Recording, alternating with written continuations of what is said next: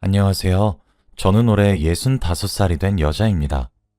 얼마 전 저에게 기적 같은 일이 일어났는데 지금 생각해도 하늘이 저를 도운 게 아닌가 싶어서 글을 남기려고 합니다. 저희 때에는 연애하고 결혼하고 이런 게 없었어요. 그냥 마음에 들면 결혼하거나 부모님이 이 남자랑 하라고 하면 잔말 말고 해야 했죠. 그래서 저도 남편을 몇 번 보지도 못했는데 바로 결혼식을 올리고 임신을 했습니다. 얼마 만나지 않은 것 치고는 남편은 저에게 잘해주었고 저도 그런 남편이 싫진 않았어요. 그런데 시어머니가 정말 악덕이었습니다. 엄청나게 고지식하시고 가부장적이셔서 여자는 바깥일 하면 안 된다. 남자아이를 무조건 낳아야 한다는 것을 입에 달고 사셨거든요. 그래서 저도 아들을 낳아야 시어머니께 예쁨 받을 수 있다는 생각에 아들을 원했지만 저는 딸을 낳았습니다. 그때는 의학이 지금처럼 발달되지 않아서 아기를 낳을 때까지 성별을 모르다가 아이를 낳고 의사 선생님께서 확인한 후에 딸인지 아들인지 알 수 있었기에 저는 출산 날까지 하늘에다 대고 제발 아들 낳게 해주세요 라고 빌기까지 했습니다. 딸을 낳으니까 시어머니의 구박은 더 심해졌어요. 이에 갖다 버려라 라고 하시면서 딸을 막대하셨거든요. 남편과 제가 말려도 시어머니 한 명을 감당하기 힘들었습니다. 그리고 아이를 낳자마자 곧장 둘째를 가지시라고 하셨죠. 저는 첫째 아이를 낳다가 생사가 왔다 갔다 할 지경까지 이르러서 겨우 정신을 차리고 아이를 낳은 건데 제 아픔은 다 무시하시고 아들을 낳으라고 강요하다니요. 결국 둘째를 낳지 않았고 첫째만 있으면 된다고 했습니다. 당연히 시어머니는 저에게 버르장머리 없다고 화를 불같이 냈지만 아랑곳하지 않았죠. 시어머니는 여자인 아이가 보기 싫었는지 저와 남편이 한눈을 팔고 있으면 누워있는 신생아 딸을 괴롭히는 게 일상이었습니다. 한 번은 시어머니가 아이를 잘못 놓는 바람에 두피에 큰 흉터가 났어요. 저희 딸은 몇십 바늘을 꼬맸고 수술 부위에는 머리카락이 자라지 않게 되었습니다. 그래서 결국 저와 남편은 시어머니와 인연을 끊기로 결심했습니다. 그 뒤로 한 번도 찾아뵙지 않고 찾아가지도 않았죠. 그리고 아이는 4살이 되었습니다. 커갈수록 머리는 점점 커져가는데 수술 부위는 머리카락이 자라지 않으니 머리가 많이 비어 보이는 거 있죠.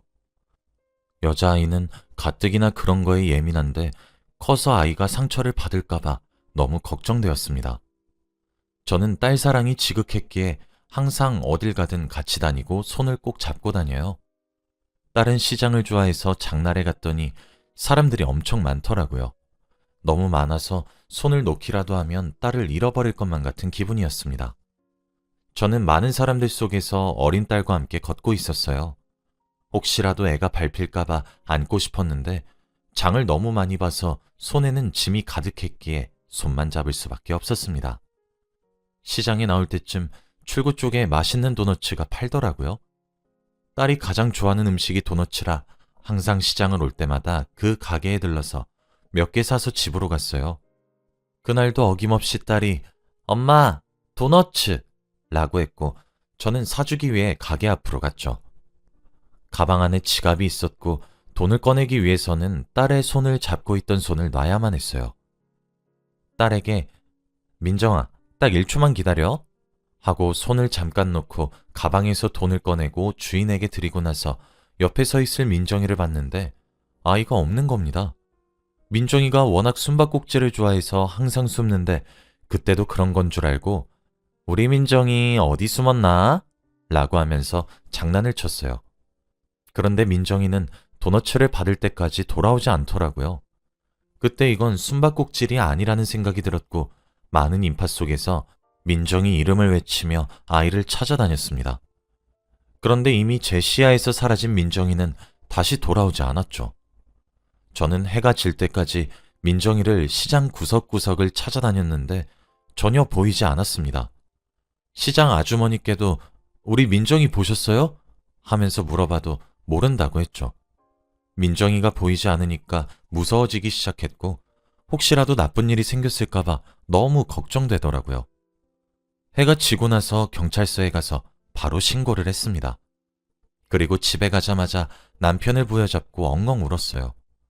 남편은 도대체 애 엄마란 사람이 왜 그렇게 책임감이 없어? 라며 저에게 마구 화내기 시작했고 저도 할 말이 없어서 미안하다는 말만 되풀이했습니다.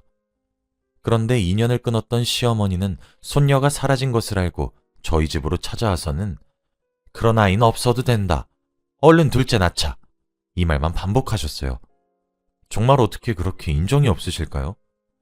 민정이는 새벽이 되어도 집에 오지 않았고 4살짜리 어린애를 어디서도 찾을 수 없었습니다.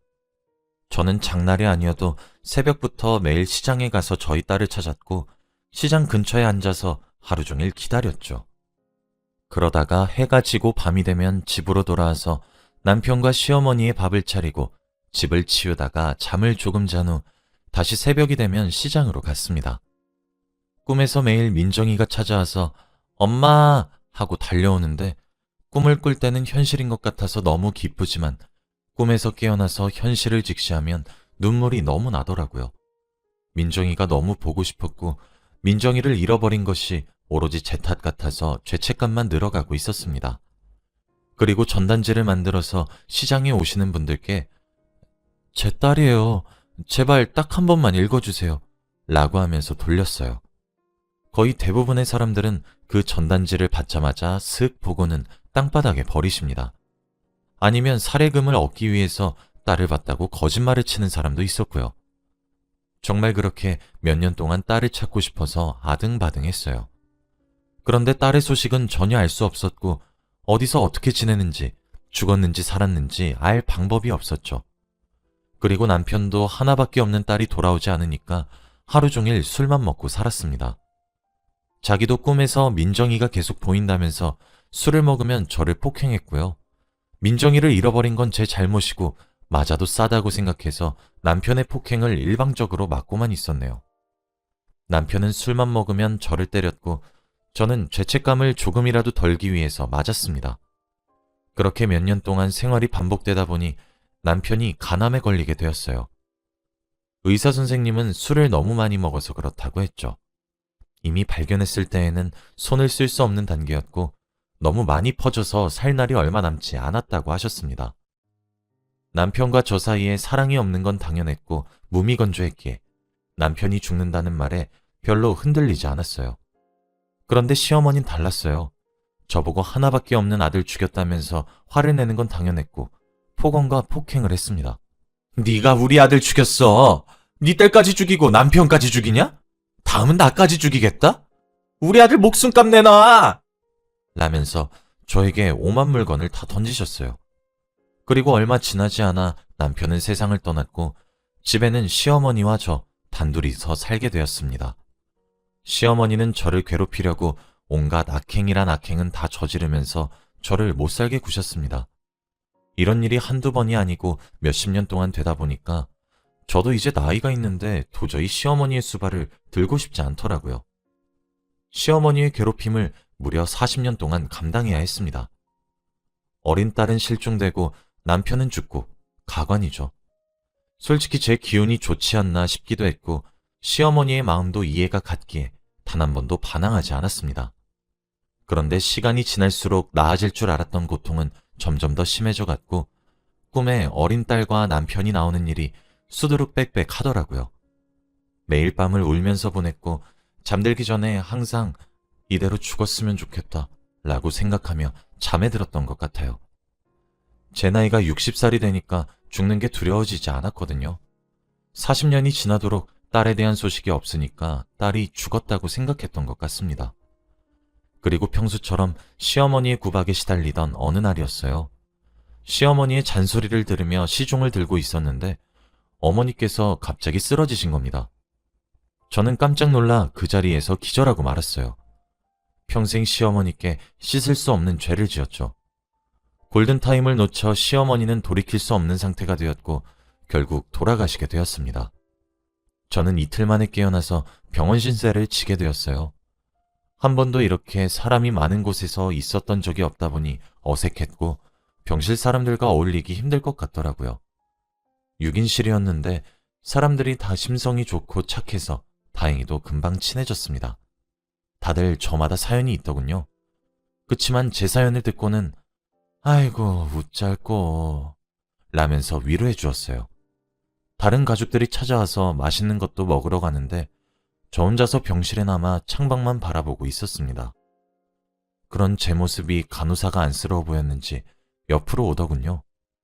가족들 보고 싶으시죠? 네, 엄청요. 지금이라도 가족들 따라가고 싶어요. 혼자 남은 저를 항상 챙겨준 건 저희 병실 담당 간호사였어요. 다들 밖으로 나가서 친구들 만나고 할 때 간호사가 찾아와서 제 말동무가 되어주면서 친해지게 되었죠. 그렇게 몇 주 동안 급속도로 친해졌어요. 그 간호사는 45살이라 나이가 좀 있는 편이라서 말이 더 잘 통하더라고요. 그런데 볼수록 우리 민정이가 생각나는 거 있죠? 얼굴에 점이 있는 것도 똑같고 나이도 비슷했습니다. 그런데 이름이 박선영이라서 딱히 기대는 하지 않았어요. 간호사 선생님은 고향이 어디쇼? 저 고향 미국이에요. 미국? 생긴 건 한국인 같은데? 선영 씨는 입양 가족이라고 했습니다. 어렸을 때 외국인 부모님께 입양이 되었고 확실히 얼굴 생김새가 다르다 보니까 친부모님이 아닌 걸 금방 알 수 있었대요. 그래서 크고 나서 부모님께 사연을 들어보니 보육원에 있던 선영 씨가 너무 예쁘고 귀여워서 데리고 왔다네요. 친부모를 찾기 위해 그 보육원에 다시 가보았지만 입양 기록에 친부모의 인적사항이 없어서 친부모를 못 찾고 있다고 하더라고요. 미국에서 간호사로 일하다가 한국에서 부모님을 찾기 위해서 한국 병원에 간호사로 들어왔다고 합니다. 선영 씨는 친부모가 자신을 버렸다고 생각하고 있더군요. 도대체 어떤 대단한 사람이길래 저를 버렸을까요? 저 버리고 잘 살고 있겠죠? 라며 말을 하더라고요. 아이고, 부모가 어떻게 자식을 버리나. 그래도 부모인디. 아니요. 40년이 지나도 아직까지 찾지 않는 거 보면 확실한 것 같아요. 빠른 시일 내에 찾으려고 한국 오자마자 DNA 등록했어요. DNA? 그게 뭐셔? 어머, 환자분, 그거 안 하셨어요? 딸 찾으신다면서요. 그거 해놓으면 나중에 더 쉽게 딸 찾으실 수 있을 거예요. 선영 씨가 알려주신 거는 DNA를 채취해서 그걸 등록해 놓으면 자식을 찾을 수 있다고 했고, 저는 덕분에 바로 등록을 했네요. 요즘 이걸로 잃어버린 자식이나 부모를 찾는 사람들이 많다고 했습니다. 솔직히 저는 그때 민정이가 죽은 줄 생각하고 있었고 장례라도 제대로 치르고 싶어서 등록을 한 겁니다. 그치만 연락은 오지 않더라고요. 그리고 저는 약 2달간의 병원 생활을 끝내고 퇴원을 할 날이 왔어요. 선영 씨와 이야기를 하면 시간 가는 줄도 몰랐고 재밌었는데 앞으로는 어떻게 살아가야 할지 막막한 거 있죠. 이제는 가족이 한 명도 없었기에 저 혼자 해야 했거든요. 제 퇴원날 선영 씨가 데려다 주겠다고 말을 해주었고 병원 건물 입구까지 데려다 주었어요. 그런데 갑자기 선영 씨가 신발끈 풀리셨네요? 묶어드릴게요. 라고 하더라고요. 늙은이 허리 안 굽어진다면서 젊은 자기가 하겠다며 구불에 앉아서 신발끈을 묶어주는데 갑자기 선영 씨가 늘 쓰고 계시던 모자가 툭 하고 떨어졌습니다. 그런데 더 놀라운 건 저희 딸 민정이와 똑같은 부위에 수술 흉터가 있더라고요. 저는 너무 놀라서 간호사님, 이건 무슨 흉터예요? 라고 물어보니까 어릴 때 생긴 거래요. 저도 잘 몰라요. 라고 했습니다. 설마 하고 생각을 하기 시작했어요. 선영 씨는 머리의 흉터가 너무 커서 콤플렉스가 되었다고 하더라고요. 그래서 다들 쓰지 않는 모자를 혼자서 쓰고 있다고 했죠. 저는 그때부터 선영 씨가 혹시나 잃어버린 민정이가 아닐까라는 생각을 조금 했던 것 같아요. 그리고 집으로 돌아와서 보니 좁은 집이 혼자만 있으니까 너무 커 보이더라고요. 그동안 먼지도 많이 쌓였고 시어머니와 남편의 물건이 가득했습니다. 또 그 자리에서 미안해서 펑펑 울었네요. 한바탕 울고 나니까 힘이 없어서 방바닥에 주저앉아 있는데 갑자기 집 전화로 전화가 왔습니다. 받으니까 제가 그때 DNA를 등록했던 곳이었죠. 할머니, 따님분 찾은 것 같아요. 라고 하는 겁니다. 저는 너무 놀라서 신발도 제대로 신지 않은 채로 버스를 타고 그곳으로 갔어요. 도착해서 전화하신 분을 찾았는데 여기 검사 결과지고요. 따님분에게도 연락을 드렸으니까 곧 오실 거예요. 여기서 조금만 기다리세요. 라고 하더라고요. 저는 정말 심장이 터질 것만 같았고 40년 만에 본 딸은 어떻게 생겼을지 너무 기대되었습니다. 첫마디를 어떻게 해야 할지 고민이 되기도 하면서 내 딸이 아니면 어떡하지 등등 정말 많은 생각을 했네요. 그렇게 한 30분 동안 기다린 것 같아요. 그때 검사해 주시는 분께서 한 여자를 데리고 왔는데 할머니, 따님분이에요. 라고 하더라고요. 그 여자의 얼굴을 보고 저는 정말 충격을 받았습니다. 바로 선영 씨였거든요. 저와 선영 씨는 눈이 마주치고 둘 다 놀라면서 펑펑 울었습니다. 검사해 주시는 분도 저희 둘이가 이미 아는 사이니까 놀란 눈치더라고요. 선영 씨가 저에게 말해주었던 모든 이야기는 다 제 얘기였습니다. 너무 예쁘게 잘 커졌고 끝까지 친부모를 찾으려고 한 게 너무 고맙더군요. 그리고 이 일을 말해줄 수 있는 남편과 시어머니가 없으니 너무 아쉬웠습니다. 저희는 몇 분 동안 안고 펑펑 울고 나서 이야기를 진지하게 나누었어요. 민정아, 엄마 보고 실망하지 않았니? 무슨 소리야, 엄마. 절대 아니야. 보고 싶었어. 나도 너무 보고 싶었어. 엄마는 아직도 꿈에서 널 잃어버렸던 시장에서의 장면이 떠올라.